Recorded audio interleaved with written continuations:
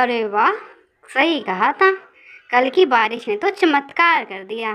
अब ये सोने का अंडा ऐसा करती हूँ, सरपंच के पास ले जाती हूँ। वही देखेंगे क्या करना है इसका।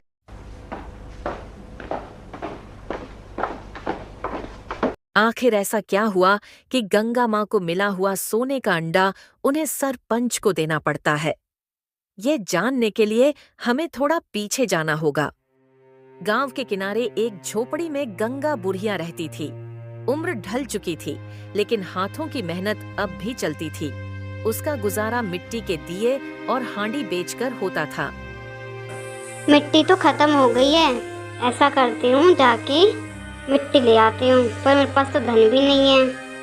चलो एक बार जाके देख लेती हूँ, क्या पता वो उधार ही दे दे मुझे।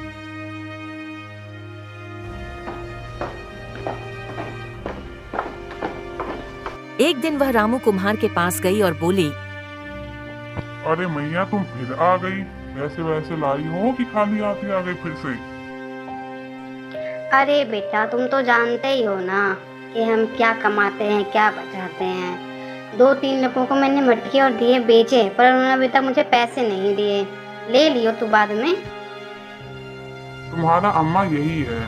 ठीक है, और क्या कहूँ तुम्हें। रामू ने गुस्से में एक टूटी हांडी बुढ़िया के सामने फेंक दी। वह मुस्कुराई और उसे घर ले गई। लो ले जाओ अम्मा, पर इसके अलावा मैं कुछ दूंगा नहीं, पहले ही बता देता हूँ। फिर मत कहना कि ये वो ऐसा वैसा। गंगा माँ सुबह सुबह ही उस मिट्टी से मिट्टी के बर्तन बनाना शुरू कर देती है। लेकिन उस रात बहुत तेज बारिश होती है और गंगा माँ के जीवन में सब कुछ बदल जाता है। पर कैसे?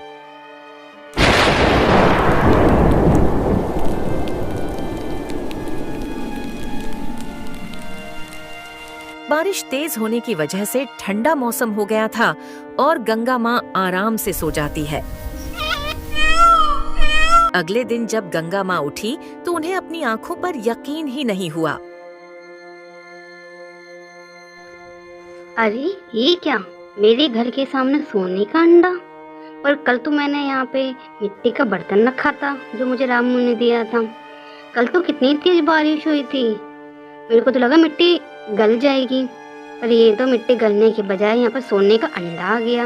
ये किसका है? ऐसा करती हूँ, तभी वो सरपंच सोने के का पास अंडा जाती उठते हूँ, लेकर हैं वो। और सरपंच के घर की ओर निकल जाते हैं।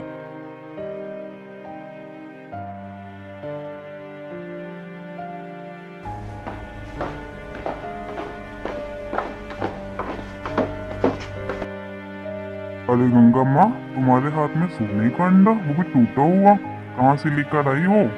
किसका है? बड़ी परेशान सी लग रही हो। सब ठीक तो है ना?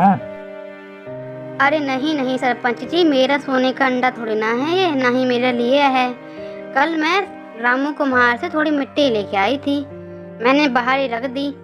कल तो इतनी मूसलाधार बारिश हुई, मुझे तो लगा मिट्टी सारी पिघल के बह गई होगी, लेकिन ऐसा था ही नहीं। जब मैं सुबह उठी तो मैंने ये चमकता हुआ सोने का अंडा देखा। मुझे समझ नहीं आया तो मैंने सोचा कि मैं आपके पास ले आती हूँ, आप बताएंगे क्या करना चाहिए। अरे ये तो फिर एक चमत्कार है, चमत्कार। तुम कितने सालों से मिट्टी के बर्तनों को बेच के अपना गुजारा बसर कर रही हो। ऊपर वाले ने तुम्हारी सुन ली और उन्होंने ये चमत्कार तुम्हारे लिए कर दिया, मिट्टी सोने में बदल गई। अरे सरपंच जी, पर तो मैं नहीं चाहती कि मैं इस अंडे का उपयोग अपने काम के लिए करूं।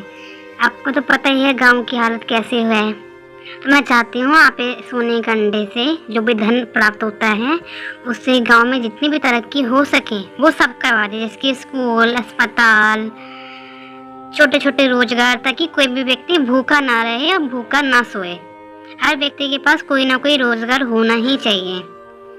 भगवान का चमत्कार है, तो हम अपने लिए नहीं पूरे गांव के लिए लेकर रखना चाहते हैं। सरपंच गंगा माँ की बात पर राजी हो गया है और उन्हें कहे अनुसार कार्य शुरू कर देता है। ठीक है, अगर तुम ऐसा ही चाहते हो तो मैं कल ही जाके सुनार से बात करके आता हूँ और जो भी धन प्राप्त होता है उससे तुम्हारी कहे अनुसार ही गांव में तरक्की का काम शुरू करवा देता हूँ। लेकिन अभी तुम्हें इस अंडे को लेके जाओ। गंगा माँ सोने का अंडा लेके घर आ जाते हैं और खाना बनाने लगते हैं। थोड़ी देर बाद वे खाना खाकर सो जाते हैं।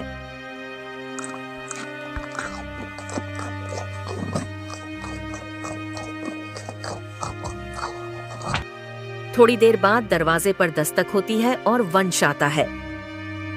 गंगा मैया, मैंने सुना है कि तुम्हारे पास सोने का अंडा है। अगर सही है तो दे दो। क्या ही करोगी तुम इस उम्र में सोने के अंडे का उपयोग करके? मुझे दे दो, मैं बेच के अपना भला कर लूंगा। तुम कहाँ गांव का भला करोगी? अरे वंश, तुझे शर्म नहीं आती है? कितनी बार कहा है ये छोटे मोटे काम चोरी चकारी छोड़ दे, लेकिन नहीं, तेरी तो मति भ्रष्ट है। सोने का अंडा मेरा है और मैं ही उपयोग करूंगी, चाहे वो किसी भी काम में करूं। तो यहाँ से जा, नहीं तो तेरे लिए अच्छा नहीं होगा। ठीक है, तुम्हारा मन नहीं है तो चला ही जाता हूँ, परंतु देख लेना, आऊंगा जरूर एक दिन। वंश वहाँ से चला जाता है और अगले दिन सरपंच जी आते हैं।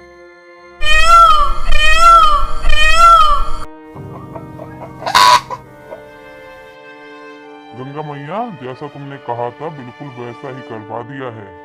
सुनार के पास गया था, सुनार ने काफी अच्छी कीमत लगाई उस सोने के अंडे की। उससे जितना भी धन मिलेगा उससे हम स्कूल, अस्पताल, छोटे छोटे रोजगार की तैयारी करना शुरू कर चुके हैं। धन्यवाद सरपंच जी। अच्छा रहा आपने जल्दी से जल्दी सोने के अंडे की जो मुसीबत थी वो मेरे सर से हटा दी, नहीं तो ना जाने क्या हो जाता। अरे क्या क्या हो जाता? जो वो इंसान दूसरों का भला करते हैं ना, उनके साथ कभी बुरा नहीं होता। हाँ, ऊपर वाला छोटी मोटी परेशानियां देता है, परंतु वो तो उनकी परीक्षा होती है। और आपने तो जीवन कोई ना कोई काम किया ही किया है। तो मेहनत का फल तो भगवान को दे। देखते देखते शुद्ध गांव का नक्शा बदल जाता है और गंगा माँ दोबारा से मिट्टी के बर्तन बेचना शुरू कर देते हैं।